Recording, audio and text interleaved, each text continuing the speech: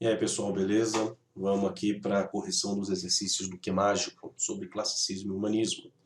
A questão 1 falava apenas sobre uma alternativa correta a respeito do classicismo. Então, questão teórica. Os autores dessa estética procuram retratar a vida como é, não é um retrato da realidade. Por isso, elimina a letra A. A poesia dessa época adota convenções de bucolismo. Bucolismo está ligado à fuga para o campo. Não é o que se adota neste momento da literatura. A gente vai estudar no próximo bimestre o arcadismo, que aí sim será bucolista. Não é o classicismo, por isso não a B. A poesia desse período passa a ser considerada um esforço de captação e fixação de sutis sensações produzidas pela investigação do mundo interior, ou seja, eu vou pegar aquilo que eu sinto, não é. A poesia do classicismo tem um caráter universal, por isso ela não é tão particularizada. Na letra E, esse movimento possibilita a expressão da condição individual, não é a condição individual que é o foco, mas o caráter universal.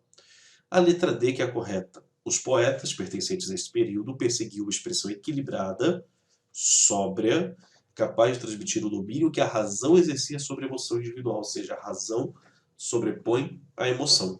Colocando o homem como centro, essa aqui é basicamente a descrição do período renascentista na história, tanto da literatura quanto das artes. Por isso, a letra D é a correta.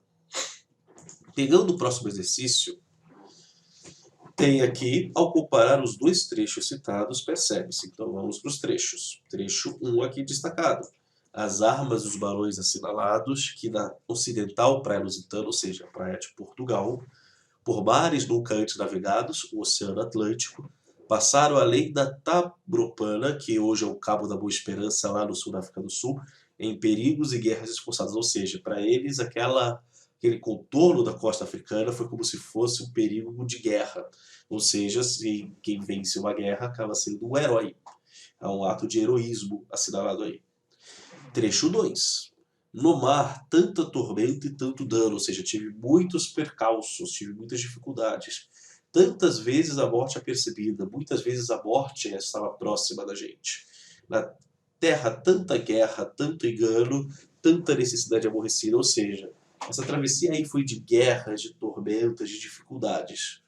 Então, ao comparar os trechos, eu tenho uma visão ingênua? Não, eu tenho uma visão até bem colocada como difícil, não é uma ingenuidade. Censura aos portugueses? Não, ele está valorizando os portugueses. Crítica aos portugueses? Se não tem uma censura, não tem uma crítica. A B e a C são iguais com palavras diferentes. Uma visão da guerra como meio legítimo de se atingir hegemonia econômica. O problema aqui é que ele não fala de hegemonia econômica, por isso não pode ser a E. Exaltação da coragem desse povo, tá certo? E aqui ele vai colocar por quê? Teve uma crítica à ganância. Os portugueses tinham a ganância, a coroa, e para isso eles usaram os membros da população. Por isso a letra D de dado. Exercício 3, mais um teórico. Características do classicismo. Individualismo, subjetividade, idealização e sentimento exacerbado. Nenhuma da letra A está correta. Tá certo? Então todas estão erradas. Note que apenas uma errada elimina a alternativa já.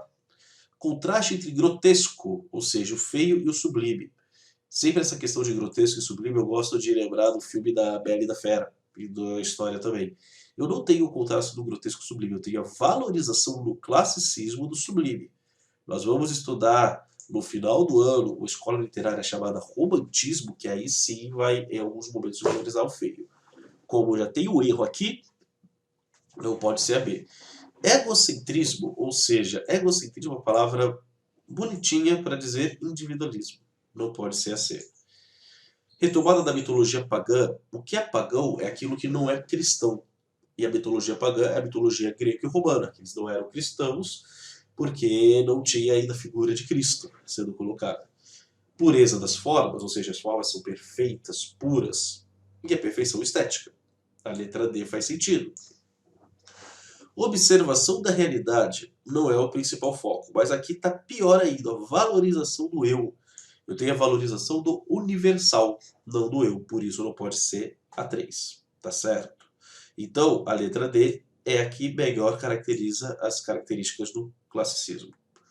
O exercício 4, eu tenho um textinho, há duas dimensões básicas do significado alegórico de Adamastor. Por um lado, o gigante hiperboliza, ou seja, ele torna extremo, torna maior os percalços do mar, ou seja, as dificuldades da travessia. Por outro, encara as infelicidades do sentimento amoroso. Então é um comentário do Ivan Teixeira. A alternativa que exemplifica a segunda dimensão. A segunda dimensão é essa daqui, ó. Por outro lado. Então a primeira é dos percalços do mar e a segunda, as infelicidades do amor. Então eu tenho que procurar algum trecho aqui que fale sobre infelicidade de sentimento amoroso. Letra A. Aqui espero tomar, se não me engano, de quem me descobriu sua vingança. Não fala nada sobre sentimento amoroso. Não pode ser. E navegar meus longos mares ousas que tanto tempo já que guarda e tenho. Não fala sobre amor, não pode ser. E disse, ó gente ousada, mais que quantas no mundo cometem grandes coisas. Não fala sobre felicidade do amor, não pode ser assim. Antes em vossas naus vereis cada ano naufrágios, perdições de toda sorte. Não fala sobre infelicidade do amor, não pode ser a de. Crendo ter nos braços quem amava, olha aqui a palavra-chave, ó, amor. Abraçando-me achei com um monte, ou seja, ele não estava abraçado com quem amava, ele estava abraçado com um monte, ou seja, não é uma coisa feliz. Você está abraçando um monte de uma pessoa que você ama. Então, eu tenho a infelicidade, o sentimento amoroso sendo retratado na E. Olha a palavra-chave aqui destacada pelo Cadu. Questão 5. Considerando a quantidade de referência à antiguidade clássica na obra dos Lusíadas, observado o quadro acima com base nos conhecimentos da literatura, é correto afirmar. Vamos lá. Na obra dos Lusíadas, o canto nono, conhecido como aquele que contém o episódio da Ilha dos Amores. Observe a pintura abaixo de Waterhouse, que mostra um lugar idílico, ou seja, um lugar ideal, maravilhoso, onde as ninfas acolhem sedutoramente Ilas, um jovem grego muito belo, pertencente aos argonautas que nunca mais foi visto, ou seja, nunca mais foi visto, porque as ninfas deram fim nele. O texto caboniano também retrata um ambiente reconhecido como locus amenus, um lugar ameno, um lugar maravilhoso, local ameno e protegido onde há límpidas relvas e árvores frondosas. Observando a imagem, eu tenho as belas ninfas aqui atraindo esse jovem, tá certo? Para debaixo d'água. Então, isso aqui é uma coisa que é interessante. Observe que aqui eu tenho como se fosse um rio. Considerando isso e o contexto, a obra épica serviu para que seu autor tivesse reconhecimento internacional? Camões não foi reconhecido internacionalmente quando estava vivo, ao contrário, ele morreu meio que na pobreza. Então não faz sentido a letra A. Luís de Camões é poeta neoclássico, pois usa locus amenos e figuras mitológicas. Ele é um poeta clássico. Elimine esse neo aqui.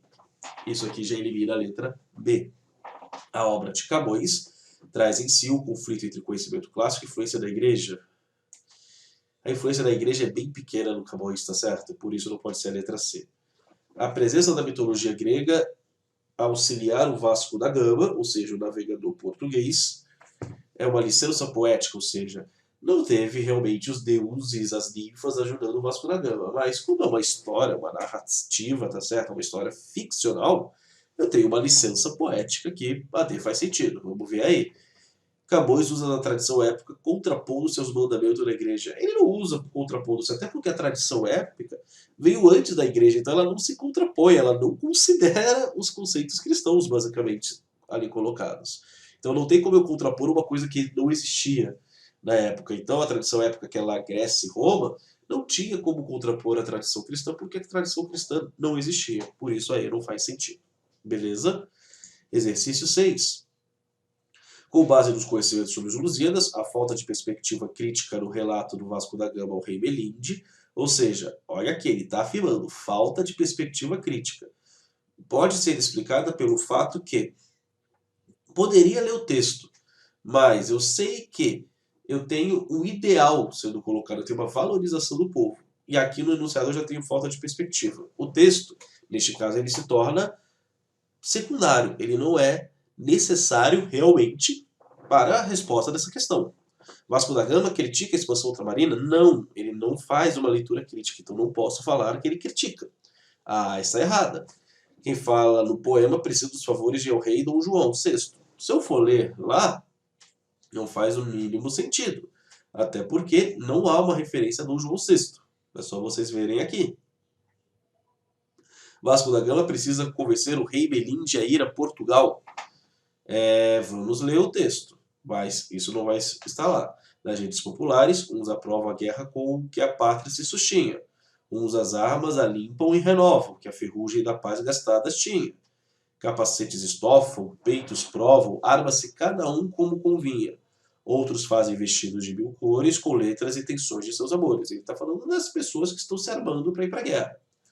Alguns vão dizendo e blasfemando do primeiro que a guerra fez no mundo. Outros a sede dura vão culpando, do peito cobiçoso e sitibundo, ou seja, sedento, sequioso. Que, por tomar o alheio, um miserando, povo aventura as penas do profundo, deixando tantas mães, tantas esposas sem filhos, sem maridos, desditosas.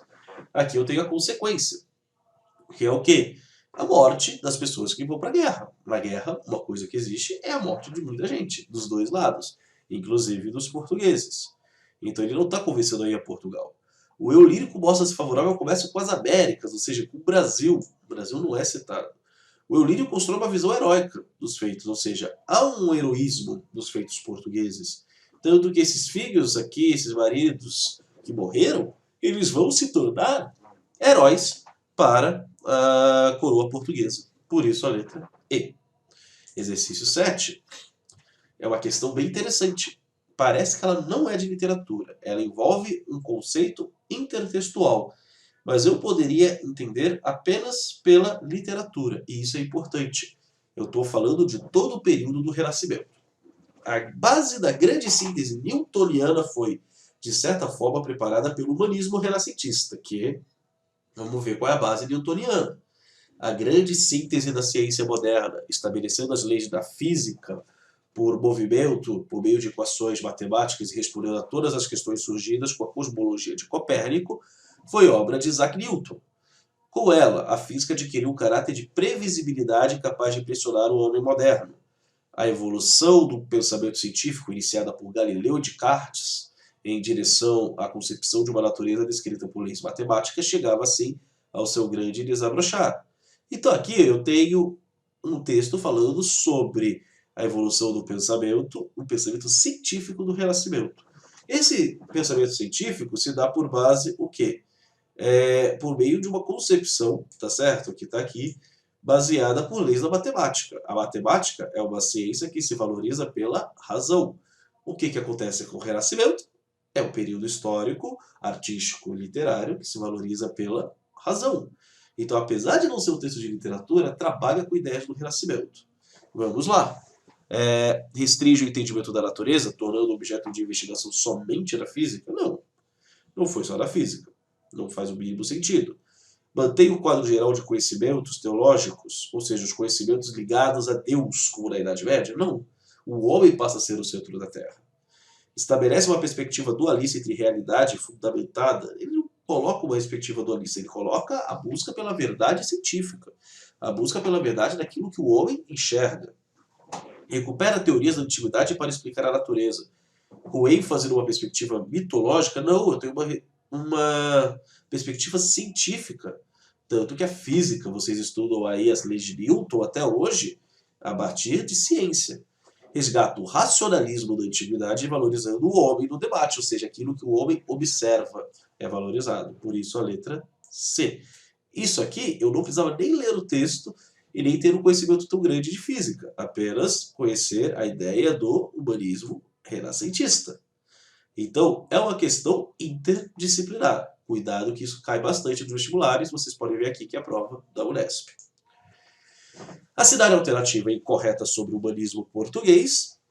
E aí eu tenho a incorreta é o grande foco. Nele não se inclui o teatro vicentino, não. Nele se inclui. O teatro vicentino é o grande tipo de texto do humanismo português. Por isso a letra A está errada.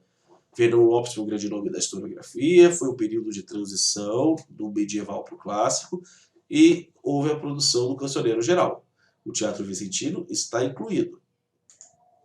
Da FUVEST, sobre o Alto da Barca do Inferno, que vocês viram o vídeo lá que eu deixei aqui na plataforma para vocês. O moralismo, eu quero a opção correta, tá bom? Localiza os vícios não nas instituições, mas nos indivíduos. No vídeo anterior, que eu corrigi o exercício da apostila, tinha um trechinho do Alto da Barca, ele critica o padre, mas ele não critica a religião. Por quê? A religião, ela coloca valores, mas o padre não cumpre esses valores. Ele critica homens na nobreza, mas ele não critica a nobreza em si, porque a nobreza tem valores, mas alguns homens corrompem esses valores. Por isso a letra A. Vamos ver a B. A complexa crítica de costumes da época, está correto, já que o autor é o primeiro a relativizar entre o bem e o mal, não. Se uma galera vai para o céu e outra para o inferno, ele não relativiza, ele torna bem específica e bem rígida a questão do bem e do mal. É intrincada a estruturação das cenas que surpreende o público inesperado. Não é intrincada, é uma relação bem simples. O cara chega, fala com o diabo. Ele não quer ir para o inferno, é claro. Ele vai para a barca do paraíso. O anjo ou aceita, ele aceitou os cavaleiros templários e o parvo, que é o louco, ou ele fala, vocês não vão subir aqui, vocês vão para o inferno. E o cara volta para a barca do diabo, porque ele tem que ir para algum lugar. Tá bom? Então é bem simples. A ênfase dessa sátira recai sobre personagens populares, as mais ridiculares. Não. Tanto que a gente viu lá no exercício da apostila que o frade, um membro da igreja, vai para o inferno e é ridicularizado. Ou seja, um homem nobre. Não faz sentido a D. A sátira aqui é demolidora e indiscriminada, não fazendo referência a qualquer valor positivo, não. Tem gente que vai para o paraíso. Então tem valores positivos sendo colocados. Por isso a única correta é a letra A. Exercício 10. O espacinho foi um movimento espiritual que constituiu base ideológica do Renascimento Europeu. Caracterizou-se pela redescoberta e revalorização do patrimônio cultural da antiguidade greco-latina e também pela tentativa de solucionar os grandes problemas do homem a partir de uma reinterpretação da civilização cristã. Este movimento foi favorecido pelo contributo dos árabes através de Espanha e pela vinda para a Itália dos representantes culturais emigrados de Bizâncio, profundos conhecedores do mundo grego.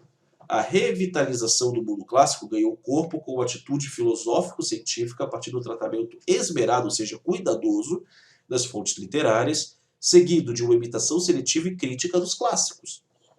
Paralelamente, desenvolveram-se tentativas para libertar o indivíduo das rígidas normas do cristianismo medieval, acompanhadas de um novo interesse pela ciência e pela afirmação do eu como coordenador do universo. A mesma coisinha que está ali em cima, favoreceu em sentido amplo o desenvolvimento de uma atitude científica livre de diretrizes teológicas, que estimulou todas as áreas do pensamento. E aí eu tenho as opções. A resposta é o humanismo. Iluminismo é um movimento filosófico que vai surgir aí no século XVII e XVIII com mais força. Não faz sentido ser o iluminismo. Expressionismo é um movimento artístico que vai surgir no final do século XIX. Não faz sentido. Ilusionismo não é uma estética artística. Então a D é a mais absurda de todas. E o modernismo é uma estética artística que vai surgir apenas no século XX, nos anos de 1900. Também não faz sentido. Então, a retomada dos clássicos se dá por meio do humanismo. Espero ter ajudado vocês, gente. Um enorme beijo na alma. Até a próxima.